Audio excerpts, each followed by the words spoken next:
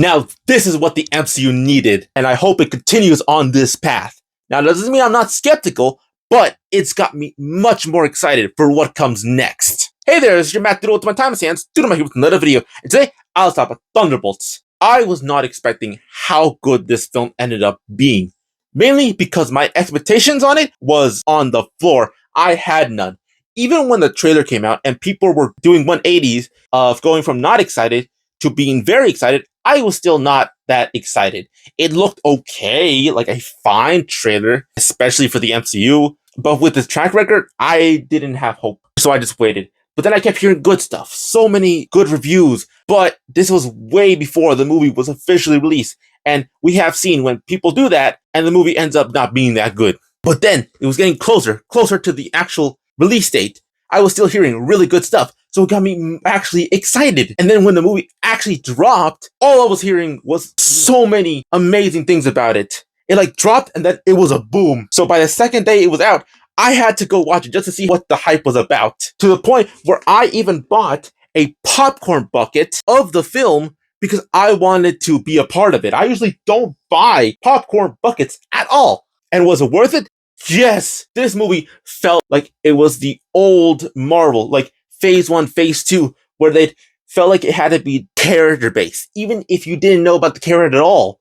Like the first Iron Man. Iron Man was not a character most people knew. They had basically had to build him from the ground up for general audiences. And that's what I felt this movie was, but for an ensemble film. This was like that trope of the misfits coming together as a group. But again, this had the uphill battle of doing it of characters that either most people don't like or don't even know about and still make it cohesive. And they somehow did it. Now, before I continue, I know the movie has been out for weeks already, but I wanted to wait until people actually saw the film because I know not everyone goes the first 2 weeks that the film is already out. So I just wanted to wait. And I really hope you watch it because this video will contain spoilers for the entire thing. But if you don't care about spoilers or have watched it, let's continue. Now, I'm not saying this film is perfect. It is not.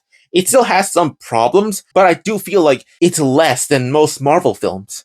Because this movie feels like it has a beginning, middle, and end that didn't have too much studio meddling. Like it had a clear vision. Like again, there's still stuff that maybe they could have had more time to develop, but I give it a little bit of a pass because I feel like I could rewatch this movie over and over and over. Because this movie is basically a character study of each character, and that's why I feel like I need to get in depth about the characters because I don't feel like I would put justice into them. Let's start from the least interesting characters to the most interesting, at least to me. Let's start at the bottom barrel. Taskmaster. I honestly do not care about this character at all to really care about her death. I was shocked, which I think was necessary so we can get the tone of the film and like so they have stakes, even if no one really died in this film. But emotionally, we were all scarred. But I feel like her dying was just a way to show that bad stuff actually happens. But also because no one really cared about Taskmaster. I know I've been hearing this sentiment that she was a wasted character. She wasn't even someone to have potential in Black Widow. She was just a zombie robot type person, basically had the name of Taskmaster and kind of had the abilities, but that was about it. There was nothing close. Maybe the costume, but even then it was different. So having her killed off, I didn't feel that bad. I felt surprised, but that's about it. And I felt like it was more for the character of Elena, which I will talk a little bit later. So I don't mind that she's gone. I know people are saying that maybe Tony Masters, the original Taskmaster, is going to come back and get his role. But honestly, I don't think they're going to do anything with the character at this point. But if you do think they will, explain why in the comments. Now, above that, I have to talk about Ghost. I know people have been praising Ghost, saying so many good things. But one thing I've noticed that most people don't really mention is her character. I don't think she had much of one, really. She had cool powers. She's the only other metahuman with actual superpowers, besides being super strong, basically. So it was cool seeing her have unique points. But that's really all she was, at least to me, from what I watched. Maybe I need to rewatch it again, and I would love to, but I really wish that we could have more of her to see, because I feel like there was a missed potential, at least with this one, unlike Taskmaster. Now, Bucky. I miss Bucky. I love that he's in his own film, technically. Yes, I know there was more characters, but Bucky being a main character is just chef's kiss. It's funny seeing him try to actually have that normal life that we have seen him try to have as a congressman, which doesn't weird me out at all because of how everything's been going in our real life. But it's funny that even with this stable, actually by the books type job, he still can't go with it. He has to do something outside the law to do good, at least for him. Like when he tried to capture the thunderbolts, it was funny and it was cool seeing him be all badass trying to get them. And seeing that maybe these people are more his team than the actual Avengers, the previous ones. Because he is all messed up. Yes, he had a lot more healing, but he still has that memory. He has an arm he can't revert back. He still has all that training. And he leaned into that, again, when he was going after the Thunderbolts. He was using the same moves he did in Captain America, the Winter Soldier. So he's leading into that Winter Soldier part while also still trying to be himself, which I like that what they were trying to do in this film. And that he was trying to mentor this other lady, which I hear people are trying to call her Songbird, which is another superhero. I'm not sure. Maybe it's just a cameo name. But Marvel has gone a little more wacky, so maybe. But then that now leads me into John Walker, a U.S. agent. I love what they did with him here. I'm going to be very honest. When he was in Falcon and the Winter Soldier, I liked him for the most part, but I felt like he was inconsistent on how he was a douche, but a good guy. I feel like he was just a good guy who got in really extreme situations and just became really like murdery, if that makes sense. And yes, there are moments where it would make sense, but it didn't feel consistent. I know that may not make sense. And also, I love that they point out that point where, he killed the terrorist, because yes, that guy is technically a terrorist by Elena telling, how was it killing an innocent man? And he says, how do you define innocent? Now, my opinion on that, I will say it. Even though I think that guy was a terrorist because they did blow up a building with people in it, he was not the one that killed his friend. And he surrendered. Even if he did worse, he surrendered at the moment. So you take him in, and he just went and killed him. So that is a war crime on his part. He was so blinded by rage, he murdered someone. And not just that, he did it in public. So it was worse. So I understand that he is not supposed to be a good guy, but I miss when you were able to just like a messed up guy. But I also like that he's in complete denial because his literal wife left him because he wouldn't pay attention on his own life, even though he said he had like the perfect life throughout this entire film. And you can see that he was just falling apart, and that without the Thunderbolts, he probably would have gone worse because he is very trigger happy in this entire film. Even by the end, he is still trigger happy, but he has the Thunderbolts to reel him in, and I like that about him. I like that they kept him a douche, but a fun douche that you feel like you could have known in your own life. Maybe not ready to kill you, but like just an a-hole, if that makes sense. Now, the reason why I think that him being a douche here works better than Falcon and the Winter Soldier is because it was consistent on how he was a douche. He was still a good guy, but with very flawed morals, and which made him very arrogant because he was also very insecure. And another reason why I think it worked was because he got put down a peg every time he was being very hard on everyone else, and it allowed him to grow more by the end, so he became a lot better as a person without removing his funny douchery that can actually be kind of funny. Now leads me to a character I was not expecting to like that much, mainly because of his interpretation in another film, Alexei Red Guardian. I honestly thought he was gonna only be a comedic foil in this film, mainly because of how he portrayed him in Black Widow. Not that I didn't like him in that movie, not that I didn't think he was funny, but I don't think he had much depth. But in here, oh no. They added all the depth that he needed. Yes, he was the majority funny guy in this film, and they didn't take that away, but he knew when to be serious, especially with Elena, knowing that he loved her, that he cared about his daughter. And this is where I'll get into like the very strong scenes. When he was with Elena and she was ready to quit, she was ready to give up because they aren't that powerful, right? But Alexei, he doesn't care, but he isn't 100% like a good guy too. He's still part of the Communist Party, or at least was, and believes only in glory and strength. But they did it in like a way where that's actually a good thing because he actually wants to protect people and save people because people cheer on him. Maybe that's not the most altruistic reason to do good stuff, but he's still doing good stuff at the end of the day. And the way he cared about Elena, about making sure she's okay, just really struck me because Elena yelled at him about he wasn't gone for a year. And he basically said, I thought you didn't want me. That broke me. That like made me tear up. And he said, I'm here now. And I'm like, oh, And maybe that's just because it hit something personal within me, but that really just tore me down. And another thing that was a huge gut punch was when we saw the Red Guardian saving that little girl from the rubble, and then boom, seeing her gone from the Void's powers, and seeing his reaction being shocked was a gut punch. And another gut punch was when we saw Elena go into the Void's, I guess, void, and seeing the Red Guardians fear and trying to yell at her to stop. And that was awesome because we didn't get to see him react that much to anything because he was the comedic foil in this film. But then seeing the raw emotion was everything to me. And I think that was just awesome.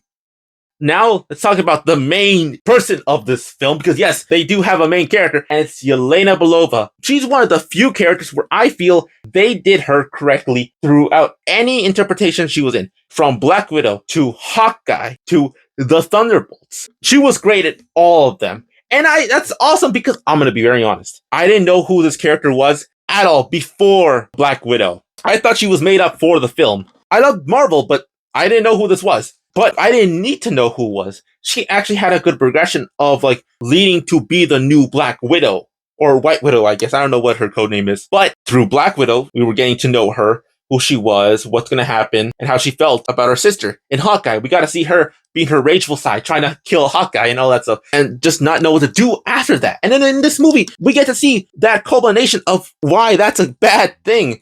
Because now she's stuck with her life. She doesn't know what to do. She's kind of like just in a rut on her life. She's depressed because she lost her sister. She can't blame anyone about her death. She doesn't know who she can be without the Red Room, which they go really in depth that she was a good soldier there.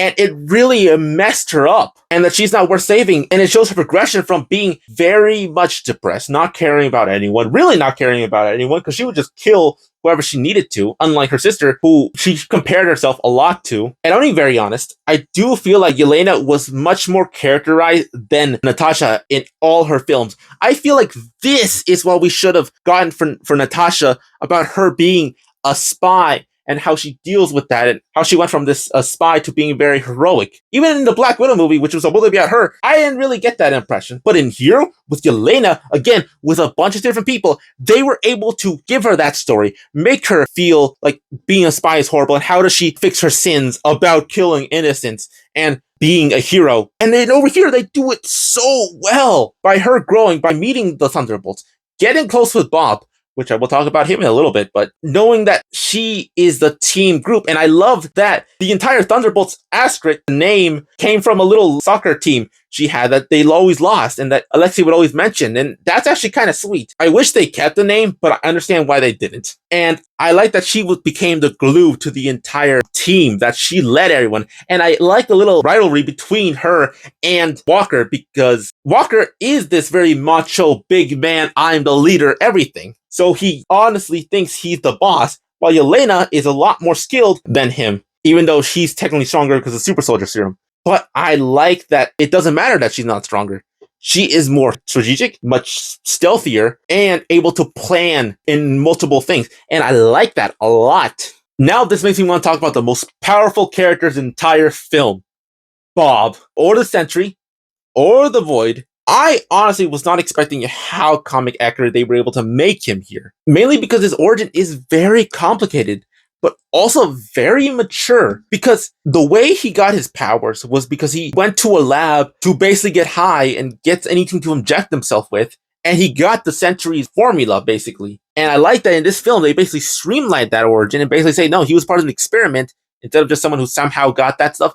But a big thing I was not expecting is they kept the fact that he was a drug addict. I thought they were going to remove that, mainly because Marvel has been trying to be very sanitized. And throughout this entire film, they just threw that in your face. It's like, no, it's not sanitized anymore. And here, in multiple points of the film, they point out that he was a drug addict, that he was on meth, of all things. I was surprised they could even say that in that movie. And there they would have fun with the idea when they go into the Void. But I like that they were able to actually be able to take his mental health and his mental problems seriously. And by making the Void a personification of his depression. Any emptiness is that character.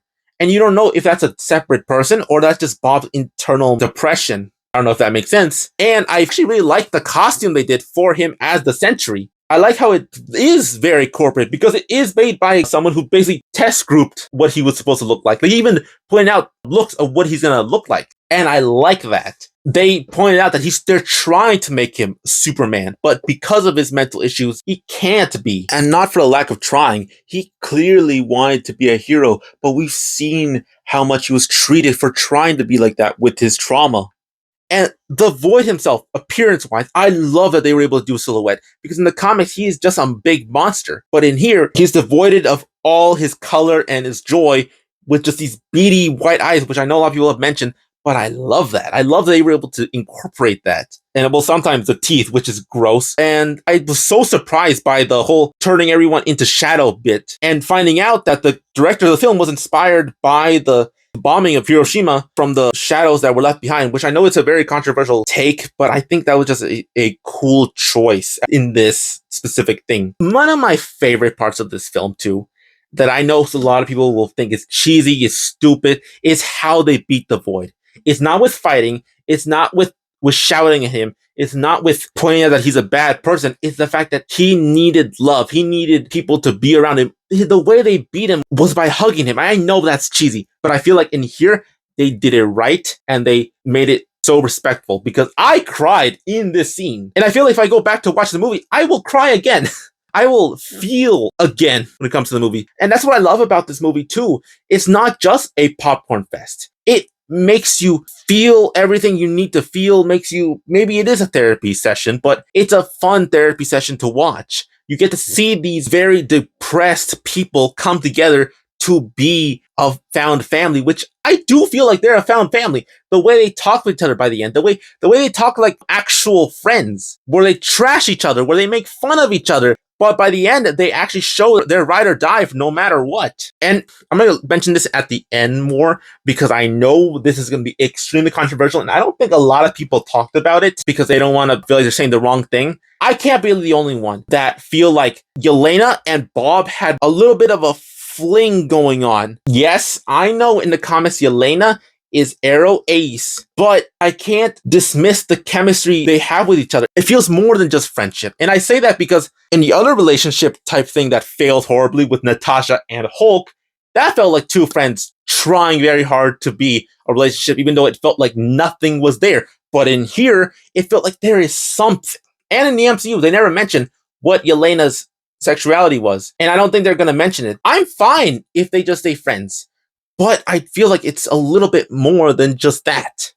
I could be wrong. You can come at me saying that, oh, I don't understand that men and women can just have friendships. But again, I didn't feel anything for the Bruce and Natasha thing they were trying to go for, and that did not feel like real. It just felt like two friends trying to be more than that. Like, those are platonic friends trying to be a relationship. I feel like this is like the successful way of showing two people who could have more than friendship. But that's just me. I know that people are going to get on me for that, but I just felt like I had to talk about it because I just feel like there's too much. And I know I didn't mention about Val too much in this video, but I have made this video so long at this point now.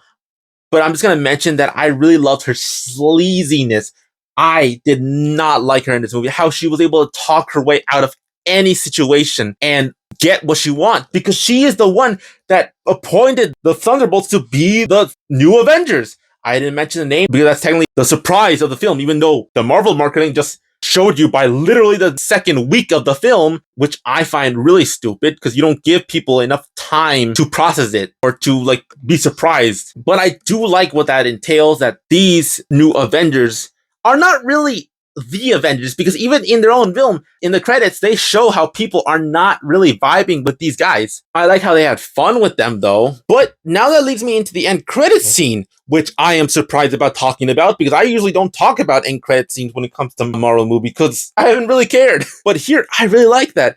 They show all of them together as a team in the Watchtower, or the Avengers Towers, which is turned into the Watchtower, which is cool. And it turns out that Sam and Bucky are having a spat because technically Yelena's team has the Avengers name while Sam tries to have, the Avengers team because he's making his own. And I know some people are getting mad that, oh, why would Bucky and Sam fight with each other? That Sam's a dick and Bucky is weird for staying with this group. I feel like this all makes sense to me, to be honest. The reason I say that is because I feel like Bucky has found his people. This feels like how when people outgrow their other friends and find their found family. And I feel like that's what Bucky found. With Sam, yes, they were buddies, but I feel like that was it. But with these guys, he feels like he's actually a part of something because the Thunderbolts, as I'm still call them, have all made horrible mistakes, whether they meant to or are controlled. Bucky understands all that. Unlike with Sam, who is Captain America now, who has more responsibilities of that. And I understand their different mindsets because Bucky's trying to do this, peacefully while still being with his family now. And Sam is trying to get his own team. So that's why he copyrighted it, because he's Captain America. So he feels like he needs to keep that right. Because to him, they have John Walker, the U.S. agent, still a very bad guy. They don't like him. And everyone else that he probably knows are assassins and killers. So I understand both their sides. But there was more beyond the whole fight between Sam and Bucky, which was the fact that we gotta see the Fantastic Four ship here. Now, this is how you do a character reveal for the next film without being bloated. It's not just a character appearing and we're here. No, it's a ship. We don't know what happened. We don't know why they're there. And that actually is intriguing for what comes next. I actually am making a video currently about my thoughts on the trailer on Fantastic Four and my theories on the Silver Surfer in that version. And I may have to tweak it because I went to go see Thunderbolts. But overall, it just gets me more excited for what's next. Because I feel like this is how you do a cameo for the next film. This is what I miss. This feels like old MCU with the budget of modern MCU. I just love this movie so much. I feel like when this movie is out on DVD or on Disney Plus, I'm going to buy the DVD and I'm going to watch the film over and over. I don't think I'll ever get tired of it. But those are just my thoughts on the film. I know this is a longer video aside from my compilation videos, but it had a lot of characters and I wanted to get in depth with each one and their backstories because they were very important to this film. Like, I know you don't really need to watch the other things, but I feel like it's important in this one. But if you're still here, thank you so much for watching. And if you like this video and you want to see more like them, please like the video. It tells YouTube that you liked my content. And subscribe and hit the notification bell so you can actually get notified when those videos come out. But if there's nothing else, this is Dudamite. I hope everyone stays dirty, and I hope to see everyone in the next video. Bye!